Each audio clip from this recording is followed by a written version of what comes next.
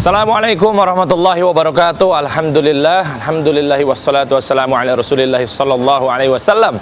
Apa kabar pemirsa Umat TV dimanapun Anda berada? Semoga senantiasa selalu dalam lindungan Allah Ta'ala. Yang pasti ketemu lagi bersama saya Dery Ansyah, tentunya di program kesayangan Anda semua. Dimana lagi kalau bukan di Wisata Imani. Pemirsa Umat TV, jika saya berbicara tentang Jalan Jenderal Sudirman, apa yang ada di benak Anda? Perkantoran? Makan-makan? Dan lain sebagainya. Mungkin ada beberapa orang yang tidak mengetahui adanya masjid indah di sekitar atau kawasan Sudirman. Ada. Nah, tepatnya sekarang dan di episode kali ini saya berada di Masjid Jenderal Sudirman, atau yang bisa dikenal juga beberapa orang menganggap bahwa ada Masjid WTC dan lain sebagainya. Nah, kira-kira sejarahnya dibangunnya seperti apa? Soalnya saya tahu di Jalan Jenderal Sudirman juga memang tidak ada masjid dulunya. Sekarang sudah ada. Dibilang baru juga nggak baru-baru amat. Seperti apa sejarahnya dan kegiatan apa saja yang ada di sini? Mari kita lihat. Every time you commit one more mistake, you feel you can't repent and that it's way too late. You're so confused, wrong decisions you have made haunt your mind and your heart is full of shame, but don't despair and never lose hope. Nah, pemirsa Umat TV, masih di Masjid Jenderal Sudirman, tempat saya berwisata imani pada saat ini. Tentunya yang namanya masjid itu pasti tidak lepas dengan yang namanya Lazis atau Lembaga Amil Zakat. Sudah bersama saya Akhi Panca. Baik. Wih, apa kabar? Alhamdulillah. Alhamdulillah ya. Jadi gini, mungkin pemirsa Umat TV juga pengen tahu kira-kira program-program dari Lazis di Masjid Jenderal Sudirman seperti apa. Mungkin satu persatu bisa dikasih tahu coba. Baik, assalamualaikum warahmatullahi wabarakatuh, sahabat Umat TV. Alhamdulillah, Lazis Masjid Jenderal Sudirman sudah berdiri hampir 2 tahun. Dan ya kita masih berusaha untuk memperbaiki di sana sini baik internal maupun jaringan kita. Di salah satunya seperti kita ketahui kita punya beberapa macam program gitu, baik unggulan maupun reguler. Nah, coba satu persatu. Nah, kalau misalnya unggulan itu insya Allah kita bulan ini kita akan launching tahfiz, beasiswa tahfiz untuk anak yatim.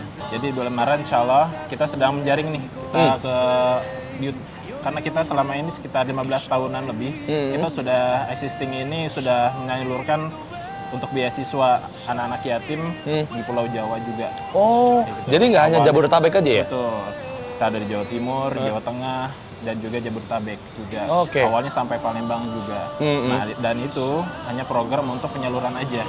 Nah, sementara program yang akan kita launching saat ini adalah plus program pembinaan untuk tahfiz. Nah, itu seperti apa? Maksudnya memang ada dai-dai terpilih yang menjadi pembinanya atau seperti apa? Jadi kita insya Allah kita cari anak-anaknya yang bersedia untuk menerima program beasiswa itu dan bersedia untuk mengikuti program tahfiz. Untuk guru-gurunya insya Allah kita akan sediakan. Gitu. Kita bekerja sama baik dengan lembaga tahfiz maupun masjid atau musola. Gitu. Jadi kita Masjid Jenderal Sudirman salah satu yang program itu berbasis masjid juga. Masya Allah. Kita pernah pelatihan masjid, kita yang lainnya juga kita pernah. Nah, salah satunya follow up dari kegiatan kemarin pelatihan masjid, kita bikin forum komunikasi masjid musola Setiabudi. Oh, begitu. Okay. Insya Allah, dan salah satunya kita sedang sosialisasi untuk program beasiswa tahfiz ini. Itu gitu ada ya. Kategori umurnya nggak atau kategori umur kita dari SD sampai SMA. Oke. Kayak gitu. Dia bersedia dan untuk dibina, untuk dimonitor dan evaluasi seperti itu.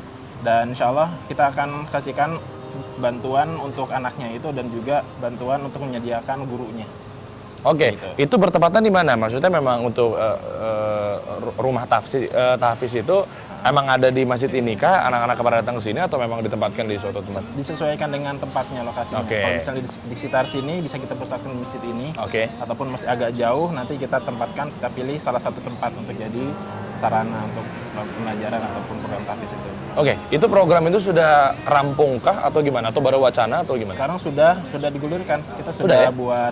kita sudah lagi merekrut anak-anaknya juga dari warga sekitar belakang yang Iya. bisa kita kerjasama selama ini, dan juga setia budi juga. Kita Untuk sambil- antusiasmenya gimana sih? Mungkin ada orang tuanya yang begitu. Bahkan yang dari luar itu sudah ada yang bertanya juga. Masya Kita Allah. daftarin awal ini untuk khusus untuk masyarakat Setiabudi aja. Iya, sampai Tapi akhirnya- dari Bekasi, dari Jakarta Timur, ataupun dari yang lain tempat, tunggu kita lagi fokus dulu Nah. buat di sini. Kita masuk ke untuk registrasinya deh.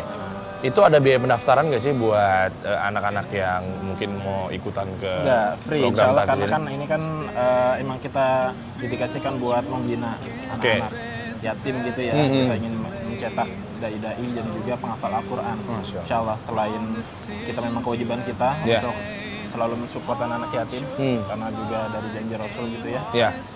Dan kita juga punya tanggung jawab juga untuk membina Oh, oke. seperti itu. Itu kan program untuk yang tahfiz itu ya. Betul. Nah, ada program-program unggulan lain lagi nggak? Yang ada? Program lain, insya Allah kita ada pembinaan mu'alaf juga. Kita ada internal, ada kegiatan eksternal. Oke. Kalau internal kita handle sendiri, kalau eksternal kita sinergi dengan lembaga yang lain. Oh, gitu. Sama dengan Cinta Amal untuk pembinaan mu'alaf, untuk pendidikan manajemen masjid di daerah timur. Di Jadi Maluku, nggak hanya untuk orang yang NTT, mualaf, tapi dibina juga ya? ya di Papua juga. Oh, sampai Papua Halmahera, juga? Sampai Papua juga. Insya Allah kita sinergi. Ada pengalaman-pengalaman seru nggak sih ketika membina mualaf yang ada di sana gitu? Pasti kan beda dong, kulturnya juga udah beda ya? Betul. Nah, itu gimana tuh?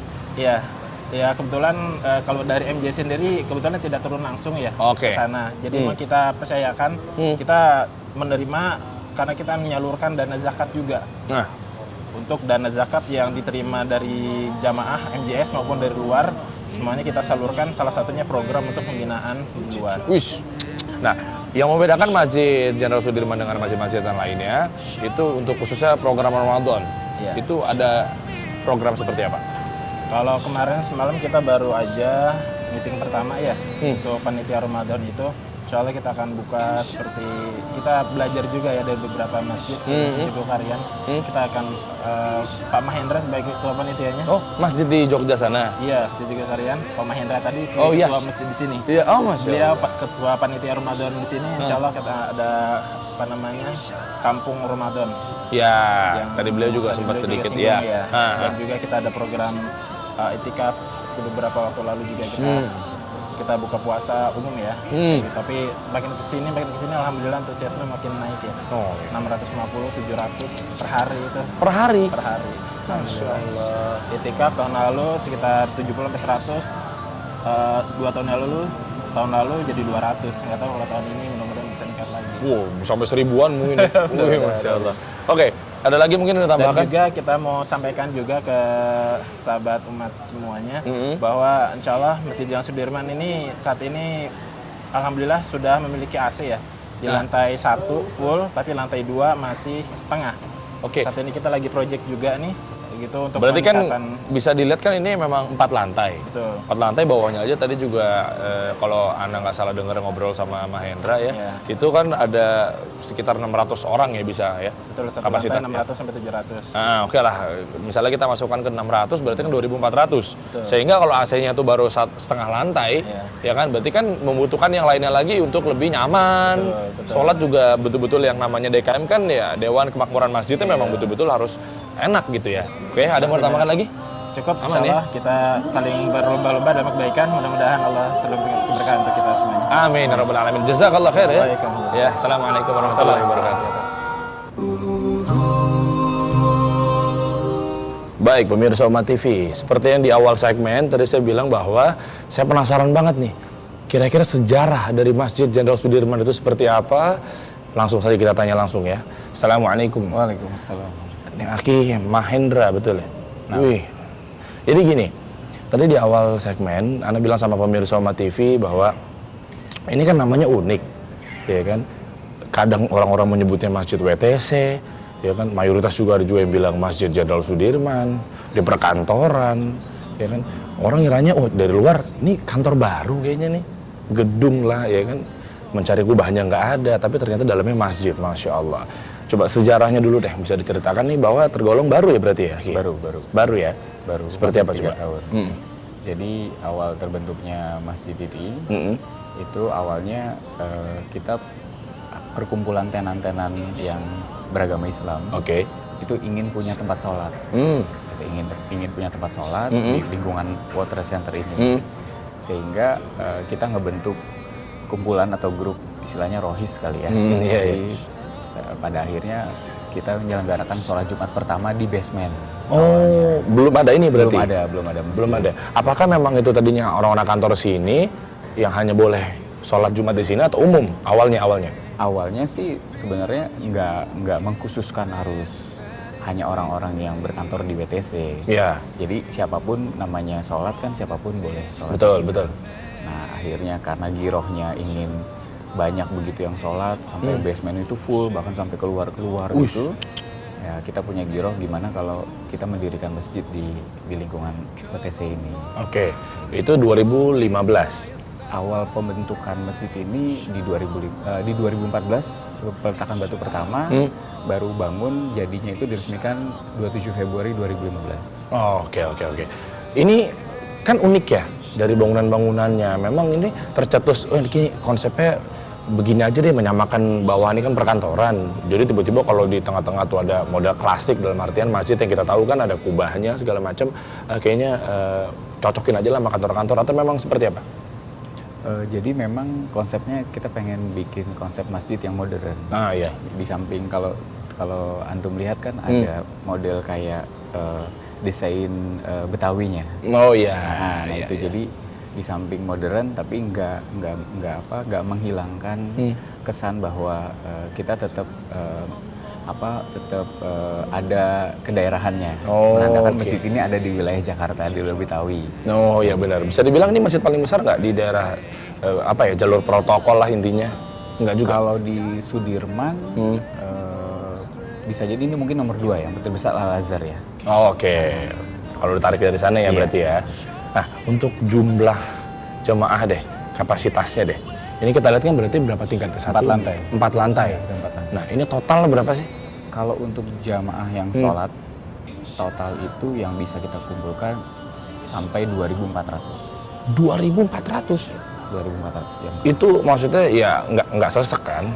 Itu nggak sesek, Pas tapi kalau 2.400 itu dihitung saf sholat gitu betul, maksudnya? dihitung saf sholat. Oh. Karena satu lantai ini itu menampung 600 jamaah.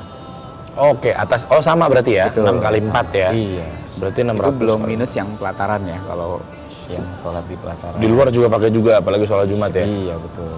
Oke, nah, masih seputar sejarah nih, Ki. Ya kan? Tadi antum bilang dulunya kan di wilayah sini atau di sekitaran sini orang-orang perkantoran itu yang mau sholat itu bela-belain ke basement, ya kan? Karena belum ada masjid. Di tahun itu tahun berapa? 2012 ya, 2012-2013 mungkin kali ya. Nah, sampai akhirnya tercetus, wah ada niatan, girohnya bagus, dibuatlah masjid. Ya. Nah, ini pengen tahu nih, pada saat itu ada bisa dibilang tokoh-tokoh agama kah, ya, tokoh agama atau pejabat-pejabat yang ikut meletakkan batu pertama atau seperti apa gitu? Oke, saya kebetulan ada dokumentasinya. Oh, oke. Oh, bawa siapa? Ini nih. Coba gimana? Dokumentasi peletakan batu pertama awalnya karena kita sholat di basement itu akhirnya mendirikan masjid. Oh gitu. Namanya Masjid Raya Wisma Metropolitan. Oh awalnya itu? Awalnya itu karena memang adanya di bawah gedung Wisma Metropolitan. Oh iya. Coba kita lihat. Silakan. Ini ada siapanya nih Antum? Mungkin ada yang hafal nggak nih? Iya. Di situ ada. Coba lihat. Bapak pembina kita, Bapak Tri Sutrisno. Oh iya ada Pak Tris ya. Terus ada imam masjid kita, Imam Profesor Dr. Nasaruddin Umar. Oke, beliau berarti masih aktif di sini? Alhamdulillah masih aktif di sini. Tapi kan setahu saya kan di Masjid Istiqlal. Ya. Nah, beliau masih istilahnya masih memberikan masukan dan nasihat buat kita. Oh, ini nih berarti masih sering-sering kesibukannya beliau masih mampir ke sini ya. Salah satu pilihan juga berarti masjid ini ya. Masya Allah, ini coba kita buka-buka dikit deh. Iya. Nah, Ini awal nih pos apa? Oh, ini basement ya? Betul, ini basement yang tempat sholat kita. Basement. Berarti belum ada di tanah ini ya? Belum ada di sana. Belum ya? Masih di bawah gedung. Loh, Masih di, terus lalu ini apa? Sebelum dijadikan masjid ini tanah sebelumnya kosong. Lahan kosong. Betul. Lahan kosong milik Milik Pemda? Milik Jakarta lah ya. Oh, gitu. Ya, oke. Jadi istilahnya tanah ini Fasus dan Fasumnya Jakarta Land. Oh, oke. Bisa dibilang fasilitas umum lah ya berarti ya Betul, juga ya. Siap. Dan selanjutnya ya masih banyak juga ya. Pada hafal nggak nih kira-kira nih? Udah. Ini jemaah ini siapa yang datang nih? Yang belakang ini Pak ini. Pertanyaannya nggak penting ya. Banyak banget ya. Wah, kalau gitu coba disimpan lagi deh dokumentasinya. Nah, berarti jelas ya dari tahun 2012 pemirsa Umat TV itu berarti namanya Masjid Raya Wisma Metropolitan. Sampai akhirnya tercetus namanya Masjid Jenderal Sudirman di tahun 2015. 2015 ya. Kenapa kita ngambil nama pahlawan kita? Ya. Kebetulan karena kita ada di wilayah Sudirman. Mau jalannya. Betul. Dan kita lihat dari sepanjang jalan Sudirman ini belum ada masjid. Iya, orang kan biasanya kan kantor, ya kan. Ada juga yang tempat saya ngelamar, yang nggak dipanggil-panggil, ada juga.